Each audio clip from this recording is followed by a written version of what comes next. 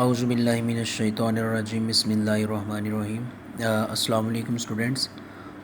उम्मीद करता हूँ आप सब जो है वो खैरियत से होंगे। अल्लाह ताला आपको जो है वो खुश रखे, हर तरह की परेशानी से, मुसीबत से, बीमारी से अपनी पनाह अता फ़रमाए।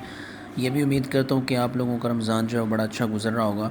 तो स्टूडेंट्स, आज जो है वो मैं आपको एक और क्वेश्चन जो है वो करवाने लगा हूँ, जिसमें हम जो है वो एक दफ़ा फिर से जर्नल बनाना सीखेंगे, टी अकाउंट्स बनाना सीखेंगे और ट्रायल बैलेंस बनाना सीखेंगे। तो स्टूडेंट्स, क्वेश्चन आपके सामने है। ऊपर इसका जो है वो टाइटल लिखा हुआ है, journalizing transactions posting to T accounts and preparing a trial balance. तो कोई कंपनी है, Doris Stewart started her practice as a design consultant on September 1, 2012। Designing company है कोई, जिसने अपना बिज़नेस 1 सितंबर 2012 को शुरू किया है। During the first month of operation the business completed the following transactions. उनके कुछ ट्रांजैक्शंस हमें जो है वो गिवन है। यहाँ पे उन्होंने हमें ट्रांजैक्शन का सीरियल नंबर नहीं दिया, बल्कि उन्होंने डेट वाइज हमें 1 सितंबर से 30 सितंबर तक ट्रांजैक्शंस दी हैं। रिक्वायरमेंट्स में देखें तो रिक्वायरमेंट 2 पे मैंने टिक किया हुआ record each transaction in journal, मतलब हमने जर्नल बनाना है। बी में देखें, थर्ड में तो वो कह रहा है post the transaction to the T accounts, मतलब टी अकाउंट्स बनाने हैं हमने। और फोर्थ में वो कह रहा है प्रिपेयर द ट्रायल बैलेंस, तो हमने ट्रायल बैलेंस बनाना है। तो बेटा चलते हैं, ये क्वेश्चन यहाँ से आप देख लीजिएगा, मैं आपके साथ इसकी पिक्चर भी शेयर करूँगा। तो हम चलते हैं अपने जो है वो क्वेश्चन की तरफ। जी तो बेटा देखें, September 1 को की ट्रांजैक्शन उसने हमें जो दी हुई है, उसमें वो कह रहा है कि received $42,000 cash and issued common stock. Company ने कॉमन स्टॉक इशू किया, शेयर्स इशू किए हैं और कैश आया कंपनी के पास 42,000 रुपये। तो बेटा ये देखें, यहाँ पे जर्नल आपके सामने बना हुआ है, ठीक है। 1 सितंबर को मैंने इसकी क्या एंट्री की, September 1 मैंने लिखा, उसके बाद मैंने लिख दिया कैश अकाउंट, क्योंकि कैश आ रहा है तो कैश एसेट, एसेट में इजाफा हो रहा है तो एसेट को करें डेबिट।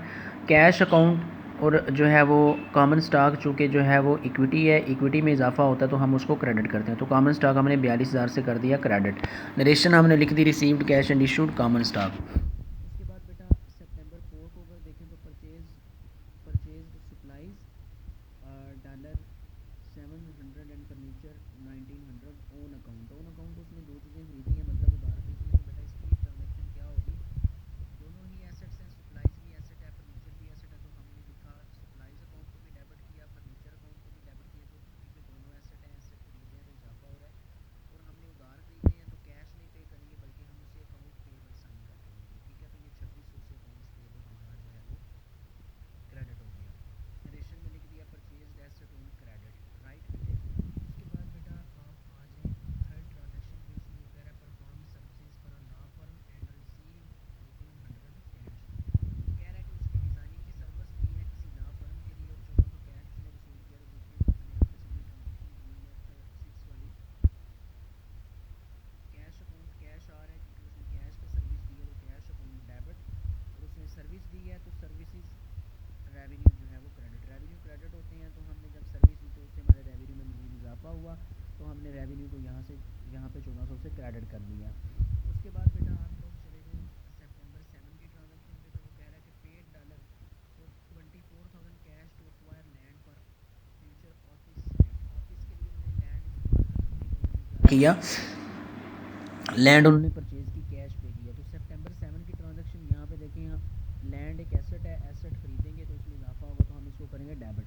लैंड अकाउंट हमने कर दिया डेबिट, और कैश पे खरीदा तो कैश अकाउंट हमने कर दिया क्रेडिट 24,000 से। उसके बाद बेटा 10 तारीख की अगर ट्रांजैक्शन यहाँ पे देखी जाए तो 10 में वो कह रहा है performed services for a hotel and received its promise to pay the 1,000 with in 1 week. वो कह रहा है उसने किसी होटल के लिए सर्विस दी है और उस होटल वालों ने उनसे वादा किया है कि 1 वीक के अंदर अंदर हम आपको पे करेंगे, मतलब उन्होंने अकाउंट जो है वो रिसीवेबल साइन करके दिया है हमें। तो देखें बेटा इसकी हमने क्या ट्रांजैक्शन की है, देखें 10 सितंबर को हमने ट्रांजैक्शन की। हमारे पास अब कैश नहीं आया क्योंकि उन्होंने हमसे वादा किया 1 हफ़्ते बाद पे करने का, तो डेफिनेटली उन्होंने हमें अकाउंट रिसीवेबल बना के दिया होगा। तो हमने अकाउंट रिसीवेबल को बेटा किया डेबिट, और सर्विस रेवेन्यू को हमने जो है वो कर दिया क्रेडिट 1,000 से। और हमने नरेशन लिख the services given on credit, के हमने उधार सर्विसेज दी हैं किसी बंदे को, होटल को। उसके बाद बेटा आप 14 तारीख की ट्रांजैक्शन देखें, paid for the furniture purchased September 4 on account. वो कह रहा है आपने 4 सितंबर को जो फर्नीचर जो है वो ख़रीदा था, उधार आपने ख़रीदा था, वो कह रहा है उसके लिए आप पे कर रहे हैं। तो यहाँ पे देखें आप हमने क्या किया, हमने तब अकाउंट पेबल साइन करके दिया था, अब हम अकाउंट पेबल वापस ले रहे हैं उससे, तो इससे करेंगे डेबिट, क्योंकि लाइबिलिटी में कमी हो रही है। तो जब लाइबिलिटी में कमी होती है तो हम डेबिट करते हैं। अकाउंट पेबल को हमने 1900 से डेबिट कर दिया। फर्नीचर हमने कितने का ख़रीदा था, फर्नीचर के सामने देख लें 1900 ही है, तो कैश हमने पे कर दिया 1900। अब हमने क्या लिखा, cash paid for furniture purchase, जो फर्नीचर हमने परचेज़ किया था उसके लिए हमने कैश पे कर दिया।